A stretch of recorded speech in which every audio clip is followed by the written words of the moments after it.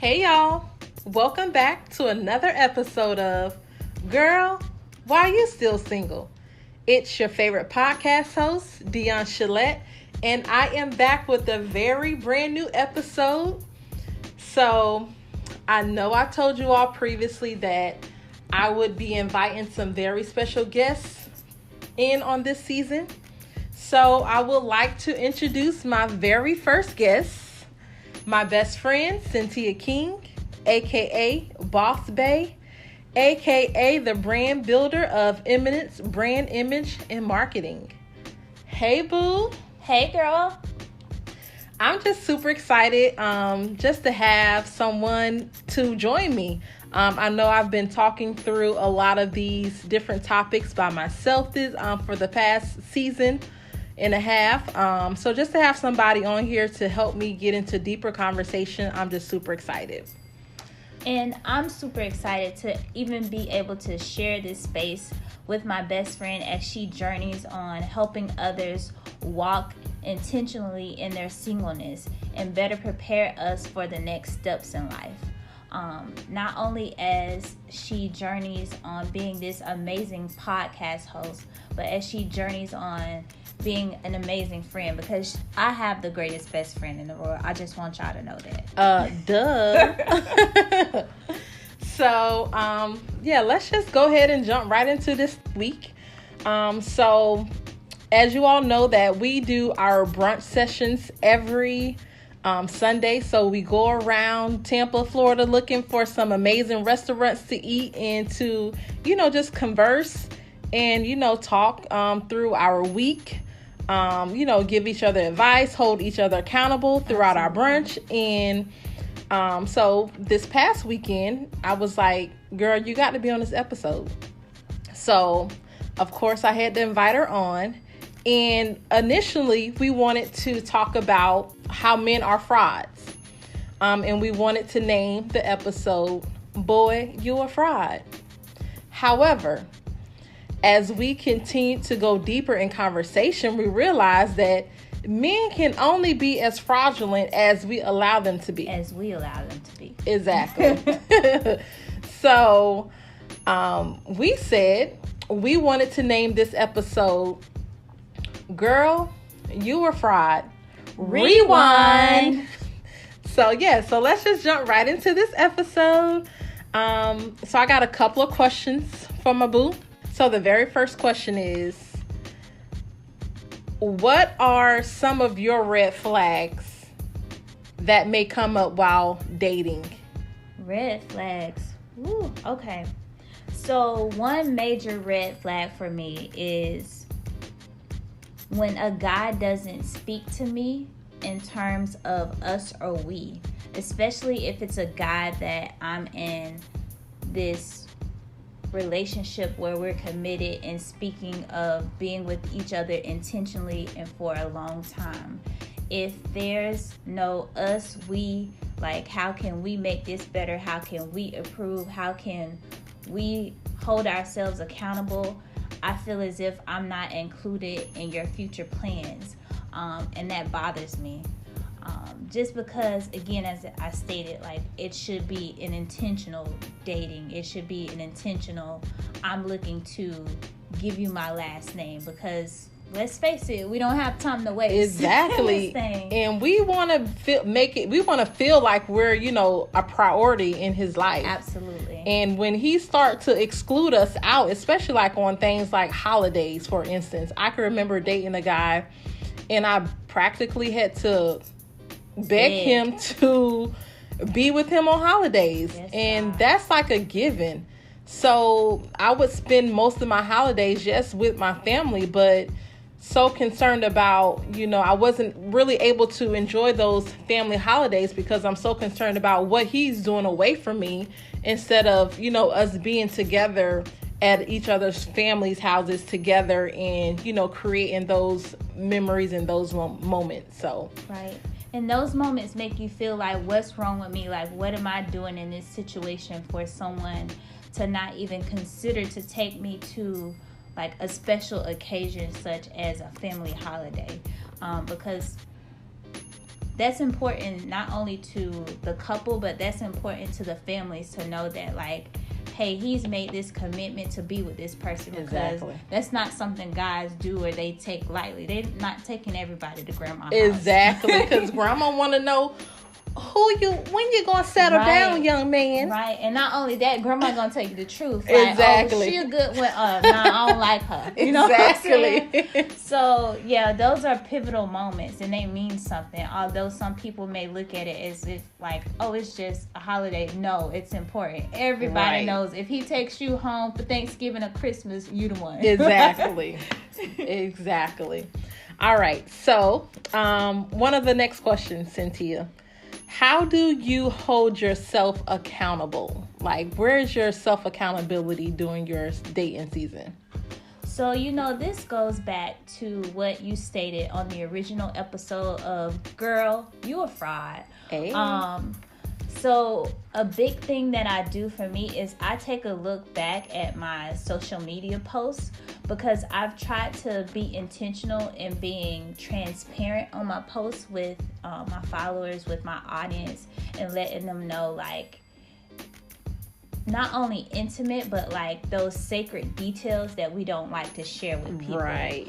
So I look back at my posts and I'm looking at myself and I'm asking myself, am I really this person that I'm saying? Like, do my words, do my actions line up with one another? Exactly. Like, if I'm talking about I love God, I'm being celibate, I'm choosing this over that, like, am I really doing those things? Or am I out here being a fraud? Am I out here bouncing on everything that I shouldn't be? Listen. So I have to really make sure I look at those posts and like that I hold myself accountable to every word that I say, because I want to be who I post on social media, and that's a post with a P-O-S-T. Right, like, or supposed to be. Right. I want to be that person. So in those moments, I know that seems kind of crazy, but it doesn't. Or kind of cliche, but it doesn't. I pour myself out oftentimes on social media, and I want to be that person in real life. That's good. That's a great point, because I've done the same thing, and throughout that season when I was creating my Sunday posts, I felt like that was part of how I found my purpose, like Absolutely. Why I'm supposed to be here and how I'm supposed to share my story. So just being transparent and open with people, like it opened up the platform for the podcast. Just being transparent and open through my Sunday post and calling myself out, right? And especially when you don't post. Exactly. Shut up. Like, I call you out. Be quiet, girl. You didn't post today. I be trying. All right. So the next question is, give me an example of how you have been fraudulent in your dating season. Oh, Jesus. Okay. So, come with the truth. Right. I will be honest. So a major thing with me in dating and how I've been fraudulent is that when it came to dating someone who I felt like met the criteria of who I wanted to be in my life, mm-hmm. I didn't seek God in prayer about that relationship. I didn't seek him before mm-hmm. making the next step. I didn't even seek him during the next steps, because I didn't want something to be revealed that I didn't want to hear. Ooh. And it was because I feel like Lord is taking all this time just to finally meet someone and be in a space with someone that I'm not only attractive to, but that I can see a potential with. Right. So I'm scared to come to him or go to him in sincere, honest prayer and be like, is this where I'm supposed to be? Am I supposed to be sharing and dedicating my time, my space with this person? Am I supposed to even be giving him my energy? You know what I'm saying? Because everyone isn't deserving of that. Exactly. And for me to be scared, like, to do that, like, that's a problem. I'm absolutely being a fraud. Do you think the reason why you didn't pray is because you had already seen some of those signs? So with me, I am big on how you treat me, especially in an argument. So if we're in an argument and you're like cursing me out, going in on me, like just revealing this nasty, ugly, cruel side of you, I feel like that's truly how you feel. Exactly. Especially in the heat of the moment. And for like those elements to be released, it lets me know like this ain't what I want. This ain't what I signed up for. Right. Lord. Right. And it's like, I understand that as people, we grow, we evolve, and we deal with our anger and communication in various ways.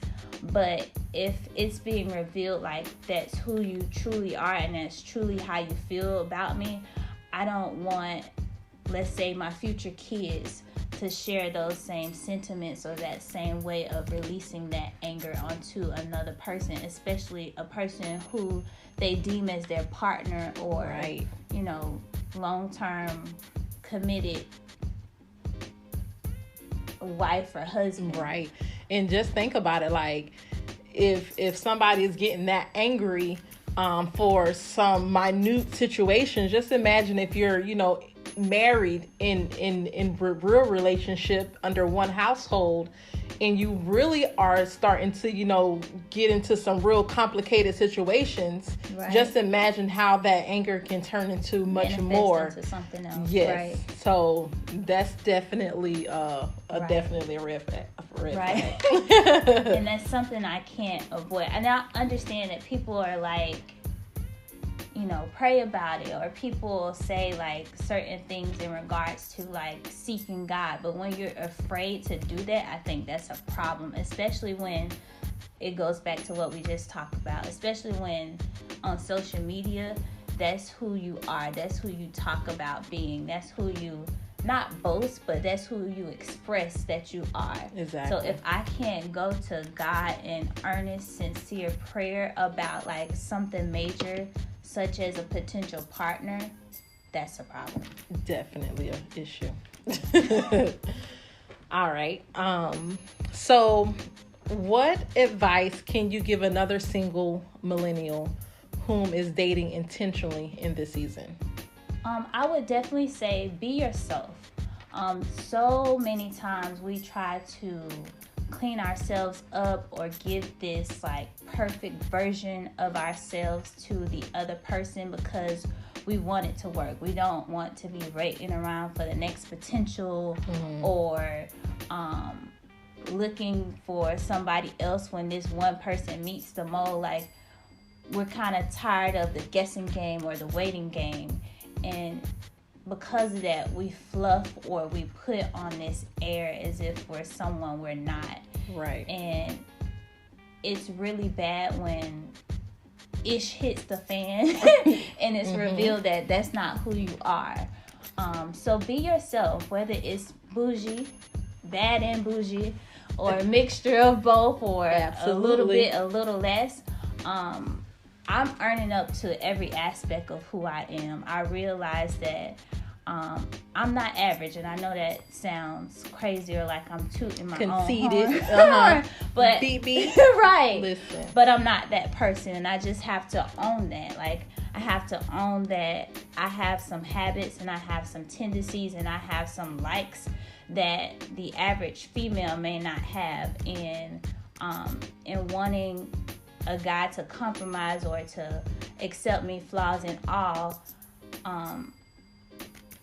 I may have tended to like not show or pull back on that, but I have to be unapologetically me at all times. At all times, because then you'll be like selling yourself short. Like, absolutely. What, like, if you can't be yourself, if you can't be like the person who God created you to be, then there's no way that you can truly commit to somebody and expect somebody to truly commit to you in that same way. That union won't ever be blessed. It can't ever blossom into its highest potential because you've been a fraud throughout the course of that relationship. Girl, you're a fraud. Right.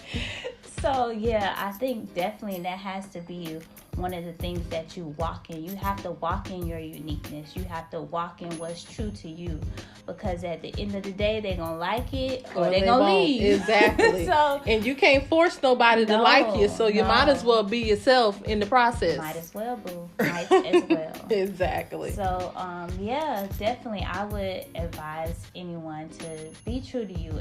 And I just wholeheartedly believe, and I probably shouldn't be like this. Y'all call me a hopeless romantic. Girl, no, because that's me all the way. It's fine. But I just wholeheartedly believe that God has, like, amazing endings or amazing possibilities in store for us. Like, if we're intentional, if we stay the course, if we do our part, like, I think what can blossom from there, it's going to be beautiful. And just to walk in it and just to be in that moment and be like, I pray for this, God, it's happening. Yes.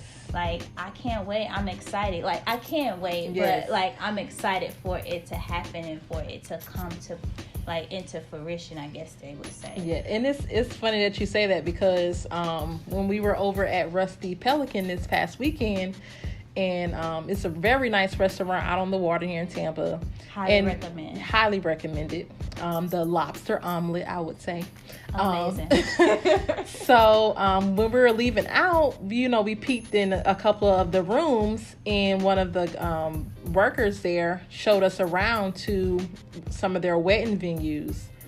And when I walked into the venue, I was like, it's just like a feeling of like overwhelming came over me, because I'm like, you said, the Lord, God. Yeah, I'm like, this is so beautiful. And I just got excited and all warm and fuzzy inside, because I just felt like God was just giving me a sign saying that it's coming, boo. Yes. It's coming. Just be patient. He coming. I got him. I got him cooking. I'm just preparing him a little bit, you know, let him marinate. Exactly. So he just sends you different signs at unexpected moments in your life, just to, keep you on the right course, to keep you motivated, and to, keep you encouraged. And I'm just thankful, to be able to connect with him in that way, and just to give you all, some advice and some encouragement to say that, it will happen just like it happened for Michelle Obama. Yes. And Sierra. Yes. And who else, girl? Whoever else. I can't even think of any more names, but it'll happen for some people. Yeah, it don't happen for them. We see it happening every day. It's going to happen for us. So we just got to wait our turn, basically. Right. And they're going to come as they're supposed to come. Like, it's not going to have to be something where we, like, have to be fraudulent, or we have to be planning and pulling and wishing and hoping. Like, it's going to happen in its intended time. So, as you said, we have to be sure that we stay the course and that we take joy in our journey. Like, live your life. I saw this quote where Bishop T.D. Jakes was saying, what's wrong with single people is that we wait, we don't live. And I refuse to be that person. Yes. I'm going to enjoy every moment of my life, whether it's brunching on Sundays, going to the beach on Saturdays, like whatever. During the week, doing something to make myself smile. Like, you have to take those moments to just enjoy every aspect of you. Because if you don't love you, if you can't accept you, if you can't be in the same space with you, why would you expect a man to do that? Exactly. Well, guys, this has been an amazing conversation. Awesomeness. Thank you, best friend, for having me. I enjoyed it. Thank you. So, of course, we have some homework for you all this weekend. Not this weekend, for this week. Yes. So I'm gonna let Syntia give you all your homework assignment for this week. This week for our homework, we want you to, number 1, find an accountability partner and outline an activity, whether it's journaling, praying with each other, or even a simple brunch date, where you can be able to be transparent about what you're struggling with, so that you can avoid having to look in the mirror and have that moment where you say, girl, you a fraud. Girl. All right, y'all. So this wraps up this week's episode of Girl, why are you still single? And remember, let's be intentional about living in our singleness.